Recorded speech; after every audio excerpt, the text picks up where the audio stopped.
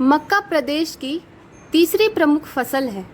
किसान भाइयों को यूरिया, डीएपी एवं पोटास की सही मात्रा डालने के बाद भी मनानुकूल उत्पादन नहीं मिल रहा है। अतः इस संदर्भ में आप हमें सलाह दें कुछ। यूरिया, डीएपी, पोटास, बिल्कुल सही आपने कहा। ये हमारे मुख्य पोषक तत्व हैं।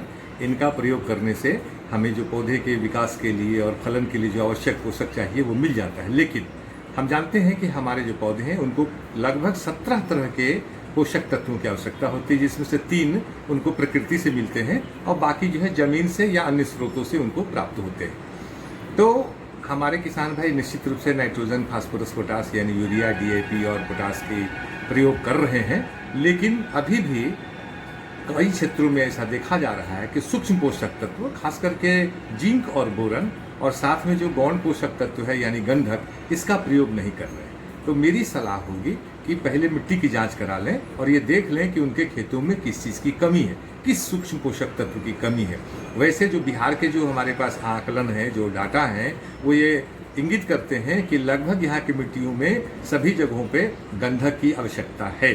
तो हमें अपने खेतों में जो मक्के की फसल हम अगर लगा चुके हैं, अभी लगाने वाले हैं तो बात अलग है, अगर जिन लोगों ने लगा भी दिया है तो वो अपनी खड़ी फसल में अगर बेंटोनाइट सल्फर यानी दानेदार सल्फर 8 किलोग्राम प्रति एकड़ अगर डालते हैं तो उनको बहुत लाभ होगा। या फिर पाउडर के रूप में 80% WDG आता है, उसका 3 किलोग्राम डालते हैं तो बहुत अच्छा उनको फायदा होगा। दूसरे जो पोषक तत्व हैं वो है जिंक।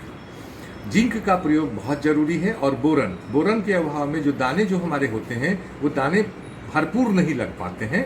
इसके कारण हमारी जो फसल है उसका उत्पादन कम हो जाता है। तो मेरी ये सलाह होगी कि हमको 3 ग्राम जिंक और 2 ग्राम बोरन, जो पानी में घुलनशील बोरन आता है, इन दोनों को पानी में एक साथ घोल करके जब हमारी मक्का की फसल घुटने से ऊंची हो जाए यानी 45 से 50 दिन के लगभग हो जाए, उस अवस्था में धनबाल निकलने के पहले हमें इसका छिड़काव कर देना चाहिए।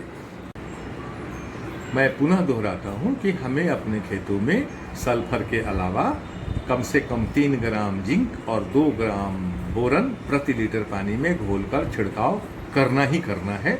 और आवश्यकता होती है, खास करके कुछ इलाके ऐसे भी हैं जहां पर की आयरन की भी कमी है, तो वहां पर हम उसके लिए लौह तत्वों का भी आपूर्ति की व्यवस्था करेंगे।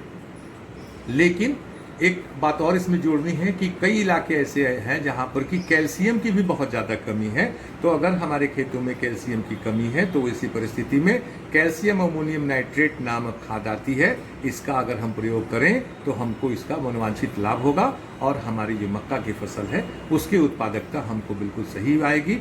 और अंतिम बात एक कहना चाहूँगा कि खरपतवार नियंत्रण पर भी विशेष रूप से ध्यान देने की आवश्यकता है। अगर खरपतवार हमारे खेतों में है तो सारे पोषक तत्व देने के बाद भी हमें अच्छा पैदावार नहीं मिलेगा। इसलिए खरपतवार नियंत्रण पर भी ध्यान देने की आवश्यकता है। तो अगर इस बातों पर हम ध्यान रखते हैं तो निश्चित रूप से हमें पैदावार अच्छी मिलेगी। धन्यवाद।